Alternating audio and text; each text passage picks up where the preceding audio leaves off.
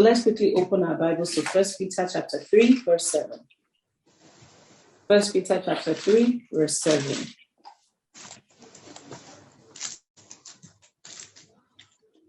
And anybody that is there could just help us read. This was more or less like a reminder, and I want to remind all of us too, so that we don't get carried away.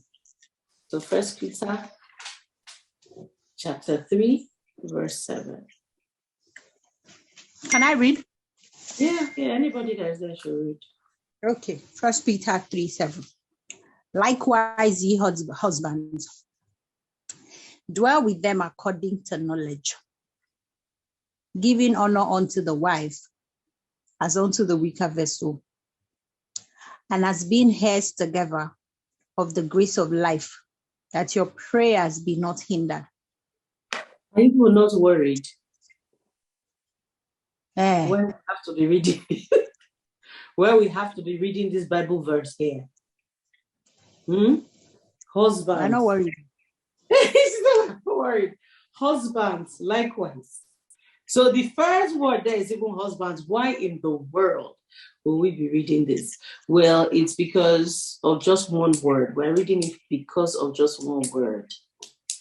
And I want to see somebody with discernment. Tell me what that one word is. Somebody with discernment. Anybody with discernment. So he's already getting. Oh, I think that your prayer will not be hindered. Who else? Almost, you are the last. Weaker vessel. Being heirs together of the grace of life. We are heirs together. I am very grateful. So those two, weaker vessels and being heirs together. Weaker vessels and being heirs. So it was, but the word that the Lord kept putting in my heart, he says, look, women, I just need to remind you this. The truth of the matter is that I know we are used to it with the world now telling us, woman, you are strong. Woman, you are strong. I'm not the strong. Bible clearly says you are weak. So I want to remind us, going forward this year, my dear sisters, remember that you are weak. You are not that strong. You cannot carry the burden by yourself. You cannot carry it on your own. In fact, that is the advantage of meetings like this. That's why I lifted up that prayer point, that we will not find sufficiency in ourselves. That we will find sufficiency in God. The world has deceived you too much that you are strong. You are not that strong.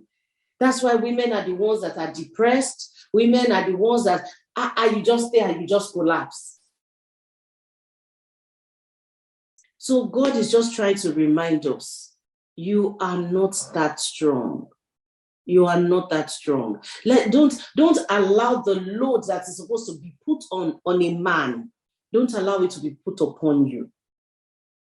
And you don't always have to speak out.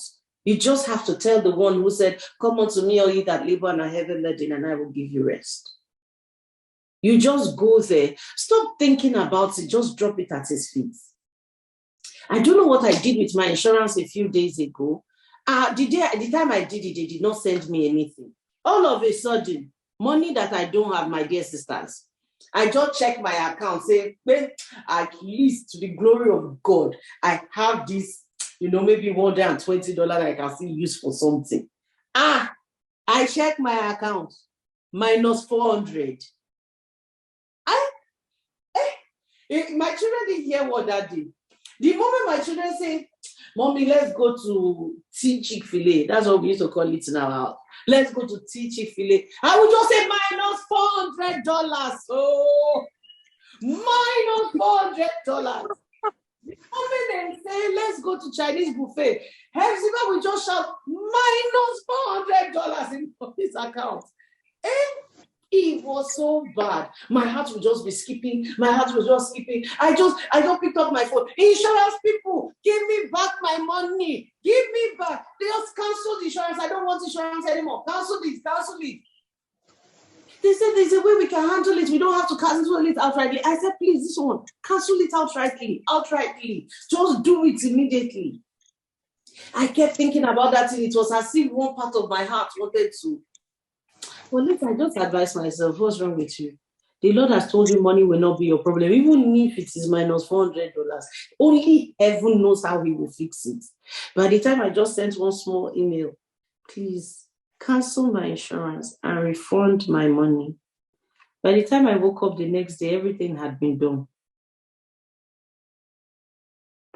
So, and then as it was even done, the lady now told me, don't worry, I'll just remove the auto payments and then I'll get you another insurance. And she got me another insurance that was cheaper than the one I used to pay before I touched it in the first place. So I used to pay $125. Then I went to go and touch it. I don't know what I touched. It now changed to $495. So from $495, from $125, $495, then by the time we were done, the insurance she got for me, I was paying $80. So at the end of the day, you just give yourself heart attack for something that would have been easily fixed if you just, you know what, that's why they always say, when you first hear an information that puts you off, don't react. Calm down first and think about it.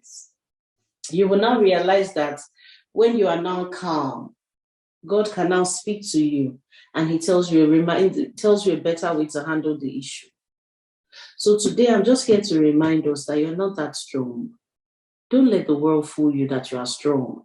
Whatever a man can do, a woman can do better. We are equal. That's why as being heirs together of the grace of life, of the grace of God, that's the only place where we are equal. The spirit that is at work inside me, the spirit that is at work in the man, is the only place where we are equal. But when it comes to this, our physical being, unfortunately, this our physical being, we're not equal. Let's just accept the position that God has given us and enjoy it. Enjoy it accordingly. It's not easy. So even tell that to a modern day woman can be very terrible. It is just the Spirit of the Lord that is at work in our hearts that I am speaking to. So that the Spirit of the Lord can convict you and not want to deceive you. If your husband tells you this, you now want to run to look for another solution as to how to settle it. No. God will always give us the grace to be able to handle issues with our children, with our families. Just know that you are not that strong. In fact, the Lord had to give me two specific places, and they are the most significant. The Lord said, you're not weaker than a man mentally. No. You're not weaker than him mentally.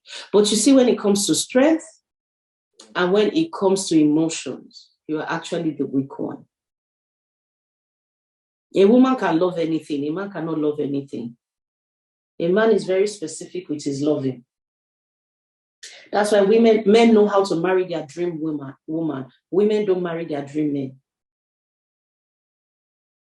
Men think about you, analyze you, this is what I want. And then when they find it, they go for it. That's why a man can meet his wife today and know today that this is the one he wants to marry.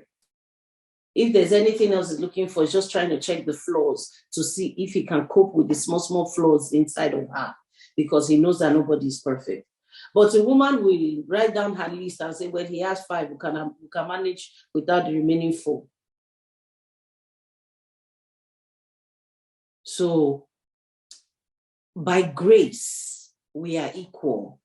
But by this earthly term, so if is this our body and how God built us, you are weak. Your emotions are not strong enough to take what a man can take. It's not that strong. That's why God is beckoning on us. He's calling us to please learn to rely on him. People we try to talk about a lot of things now, and people do not realize that Jesus is actually the solution to everything.